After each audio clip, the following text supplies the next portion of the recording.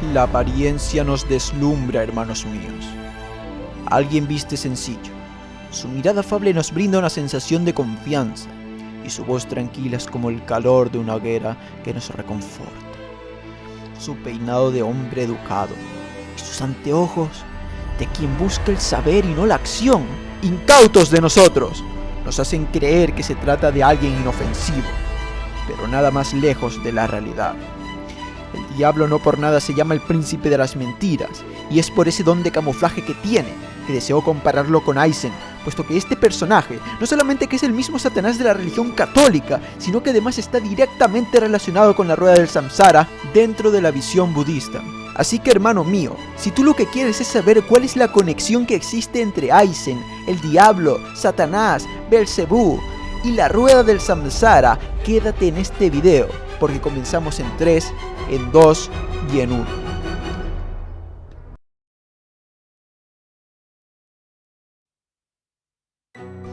En la religión católica, acorde al Evangelio de Jesucristo según San Juan, capítulo 14 y versículo 17, el Mesías menciona: el Espíritu Santo es el Espíritu de la verdad.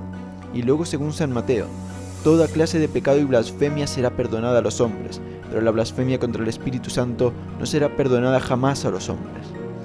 De aquí la interpretación que realizan los teólogos cristianos, y voy a citar al padre Ron Rolheiser, es que quien blasfemia contra el Espíritu de la verdad deliberadamente no desea el perdón, puesto que no se arrepiente de lo que ha hecho, y no se arrepiente porque su visión de la realidad está distorsionada, donde existe la verdad, la belleza, la dulzura, el amor, la mentira, la fealdad, el asco y el dolor. Si no es capaz de ver la naturaleza de sus actos con claridad, entonces no se puede arrepentir. Como no se arrepiente, no desea el perdón, y como Dios solamente perdona al que desea ser perdonado, esa persona cuando muere se dirige, por su propia voluntad, al infierno. Una forma gráfica de ver esto es que cuando Ichigo se transforma en Baisan, una máscara le cubre completamente el rostro y ya no puede ver a través de su propia visión, sino que es a través de la rigidez de la máscara que él ahora puede ver el mundo. Cuando decimos adversario, pensamos en alguien opuesto, y lo más lógico sería pensar que esto se debe a que es quien se opone a Dios, lo cual es cierto, pero va mucho más allá. Si recordamos en Génesis, el diablo lo primero que hace es decir: si coméis del fruto prohibido, no moriréis, mostrando desde su primera aparición la oposición directa y deliberada a la voluntad de Dios. Asimismo, Satán menciona: serán abiertos vuestros ojos y seréis como Dios, sabiendo el bien y el mal. No, si nos damos cuenta, el diablo lo primero que hace es crear un enemigo para Adán y Eva. No solamente se le llama adversario porque él sea el adversario de Dios, sino porque nos coloca a nosotros en una posición de adversarios frente a él. Pues indirectamente, el diablo está diciendo que Dios no desea que ellos vivan eternamente. Con estas dos frases, podemos sacar algunas conclusiones. Número 1. Satanás se opone deliberadamente a la voluntad de Dios de que podamos vivir eternamente con Él. Número 2. Si la voluntad de Dios es que vivamos eternamente junto a Él, entonces Satanás nos tienta a que nos alejemos de Él deliberadamente, cumpliendo ya no con su voluntad, sino con la de Él. Número 3. La forma en que hace que caigamos en la tentación es a través del deseo de suplantación a Dios, y la única forma de hacer que deseemos esto es si, al igual que Él, tenemos la capacidad de decidir aquello que está bien y aquello que está mal. Esto es, cuáles son los frutos que son prohibidos y cuáles son los frutos no prohibidos, aquello que los demás no deben comer y aquellos que los demás sí tienen permitido comer. En otras palabras, Satanás nos convierte en jueces y verdugos del mundo, y por esa misma razón es que obtenemos la capacidad de condenar a los demás, pero también somos sujetos de condenación por parte de otros. Y paradójicamente, por la tentación de no morir, es que Adán y Eva comen el fruto y entonces se convierten en mortales.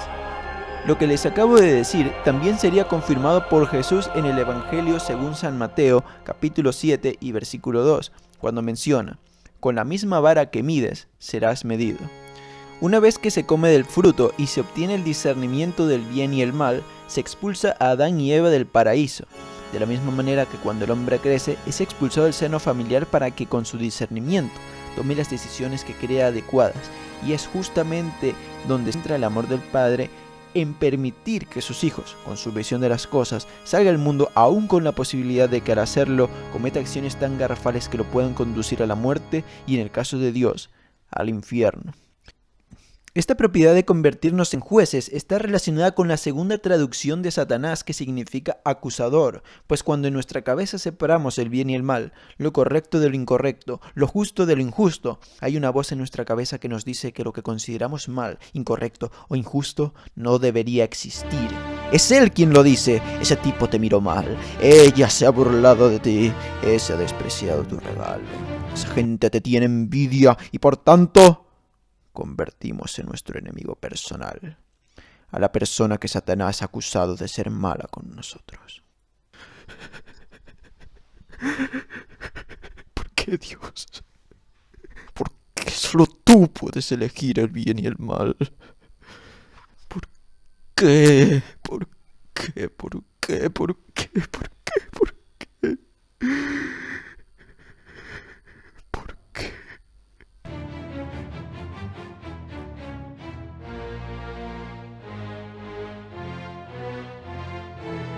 Con lo mencionado, podríamos pensar paradójicamente que Dios está siendo injusto, al ser Él el único ser que puede definir lo bueno y lo malo. Mi teoría es que existen diferencias entre Él y nosotros. Nuestros conocimientos son limitados, por lo que no sabemos si al ayudar a un niño hoy estamos haciendo el bien, pues esta persona podría ser el próximo dictador del país, o viceversa. Hoy golpeamos a alguien con rabia, con ira, con maldición, y mañana esa misma persona nos está dando un regalo.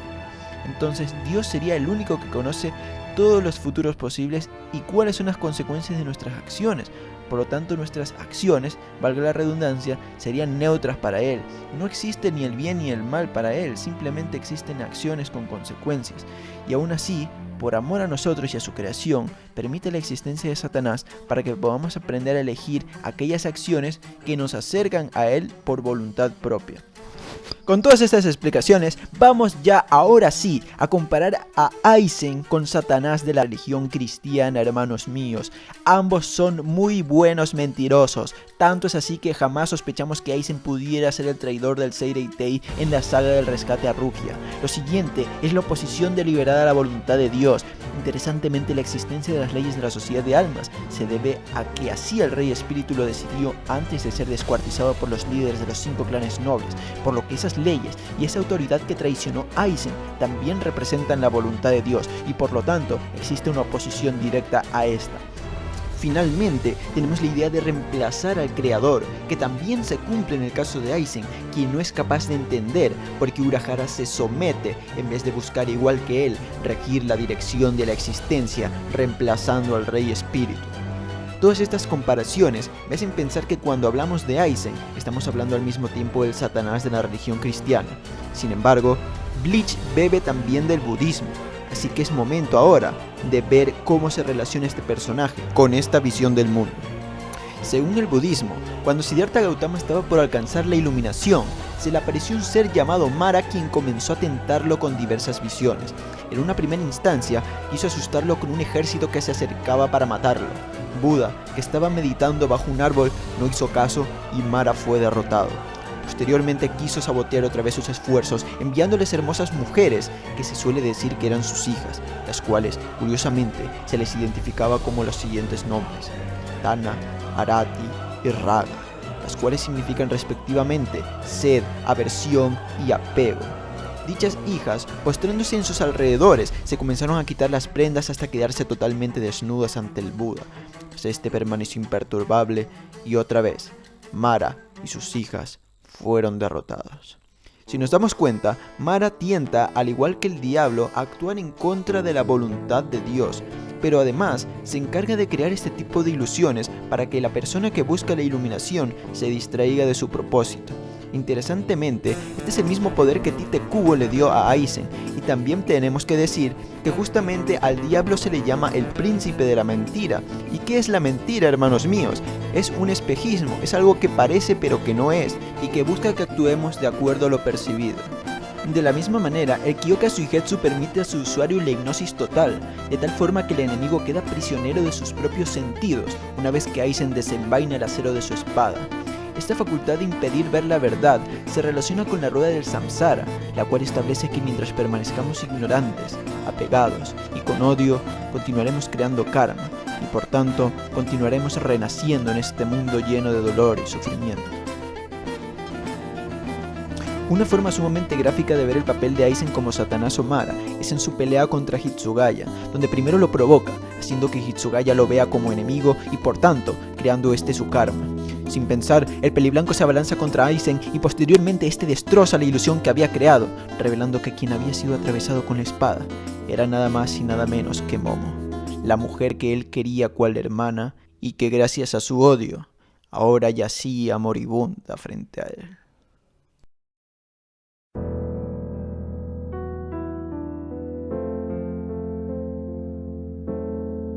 Otro ejemplo que ayuda a ver el papel de Aizen como Satanás es que él se convierte en el gobernante de los Hollows, es decir, de las personas que justamente por ser capaces de ver la vida tal y como es, debido a la ilusión de su apego, han perdido su alma. La única razón por la que ellos obedecen es por el miedo, que es la base de su existencia, y tal como menciona uno de los primeros arrancar que se encuentra el equipo de Ichigo, para ellos, alguien como Aizen, que no le teme a nada, es como un rayo de luz que les brinda esperanza y un camino al cual seguir. A Satanás le conviene que vivamos en la ilusión, porque de esa manera tenemos miedo y puede aprovecharse de nosotros a través de nuestras constantes reencarnaciones. De hecho, él solamente puede existir en tanto que nosotros por nuestro karma elegimos volver a nacer. La única forma de que él pueda tener influencia sobre nosotros es que nosotros deseemos reencarnar nuevamente, y solamente desearemos eso si es que nosotros seguimos teniendo cuentas pendientes y necesitamos un aprendizaje. Si eso ya no sucede, las ilusiones del diablo ya no nos afectarán, y entonces la rueda del samsara se habrá detenido y la persona habrá alcanzado la iluminación, de tal forma que cualquier espejismo que pueda ejercer Mara o Satanás quede totalmente invalidado, como lo hizo Buda en su momento. Finalmente, el diablo, al menos en mi opinión, no es más que nuestro ego creando enemigos, miedos, inseguridades, arrogancia, complejos de superioridad o cobardía. Sin embargo, porque tenemos ego, podemos vivir ciertos patrones que nos hacen sufrir, pero que llegado el momento nos enseñan el camino que debemos seguir, por lo que la función de Satanás es la de ser el maestro de las personas, para que finalmente, conociendo la maldad de nuestro corazón, elijamos hacer el bien y nos acerquemos voluntariamente a Dios. Un ejemplo del papel de maestro que tiene Satanás encarnado en Aizen, aunque esto sí que es más fumado y creo que es más una casualidad que algo que el autor haya querido poner a propósito, es que el pelicastaño constantemente deja que Ichigo pelee contra sus arrancar para que progresivamente vaya aprendiendo a pelear y así ir evaluando el desarrollo de su creación. Es en medio de todas estas peleas que Ichigo conoce la desesperación, el lado más egoísta de su propósito y que, como vimos en el video anterior, hace que cuando se transforme en Vasto Lorde se oponga deliberadamente al arrepentimiento de Dios, perdiendo su identidad y su alma al mismo tiempo, al convertir al otro en su enemigo. No obstante, esta transformación no se apodera completamente de él, por lo que vuelve a tener la oportunidad de aprender, y así lo haría cuando logra derrotar a Satanás externo, aceptando primeramente al Satanás que llevaba dentro de sí.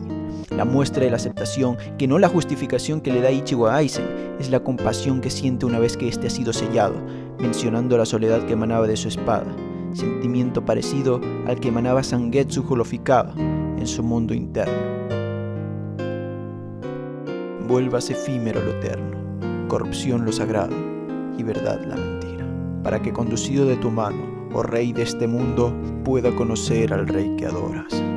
Porque me tientas, te quiero, porque me acusas, te perdono, porque me apartas, me integro, y porque abriste mis ojos, hoy estoy ciego. Gracias, buen amigo, mi Señor y Príncipe de las mentiras. Puedo dirigirme hacia la luz, porque me has alimentado en las tinieblas.